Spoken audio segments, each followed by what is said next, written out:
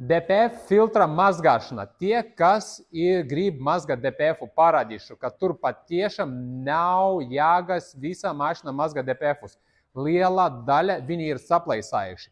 Tie, kas iebat kameras, no priekšas tu nevari redzēt, no augšas, jo tur katalizators, no ārpuses, no otras puses, ļoti reti, kad viņš saplaisās. Tu vari redzēt, ka viņš uzkarsies, vai tur balts, vai zila, tur tas temperatūras viņam mainēs ir, bet šit piemērs parastais Alfa pie mums atbraukuši ar Opel motoru 2 litrei un skaties, kā izskatās DPF filtrs pēc viņa atzagēšanas.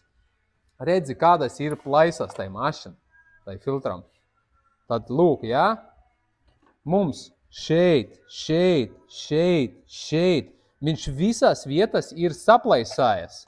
Un no otras puses, tu man nevari redzēt. Piemēram, no tās puses, tu līdz paspīdināsim, ja? Šito nevar. Tā, mēģināsim tagad jums parādīt. Tā, pieliksim bišķiņ tuvāk. Šāda veida.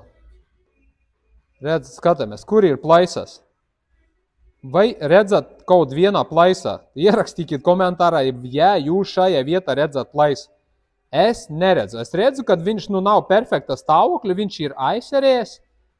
Un tagad atvēršam atpakaļ viņu. Šito pagriežam atpakaļ. Un šajā vietā, lūk. Tad saki tu man, vai tu vēl gribi mazgāt VF filtru. Ja mašīna ir nobrukums kādi daži 100 000 kilometru. Tas pats, kad izmazgāt LS filtru. Tu viņu nemazgāji, tāpēc, kad viņš nemaksā dārgi. Bet šitais 1000, tu pat var kaut kādu aftermarket 150, 200, 500, 600 oriģinālais, cik maksā oriģināla detaļa. 1000, 2, 3, pat 4 štukas atkarīgs kādā mašīnā. Tā kā tur ir bēdīgi ar to mazgāšanu. Tad neskatāmas reizes es taisīju un citi arī taisīja video. Kā tu vari izmazgāt? Jā, tu nevari redzēt. No tās puses šitie ir katalizatoris. Caur katalizatoru tu neredzēsi. No tās puses ir DPF, viņam struktūra ir savādāk. Viņš iet, sieniņā atpakaļ iet, viņš filtrē. Katalizatoru pacelot priekš lampu, tu redzēsi viņu cauri. Tā kā mēs izņemsim tagad DPF-u un paskatīsimies, kāds stāvokļi ir katalizators. Vai viņš nav salūzēs, vai viņš nav saplaisājies. Ja viņš ir kārtībā vesels, viņu atstāsim iekšā. Bet, ja redzēsim, ka viņam ir kaut kādas plaisas, tad arī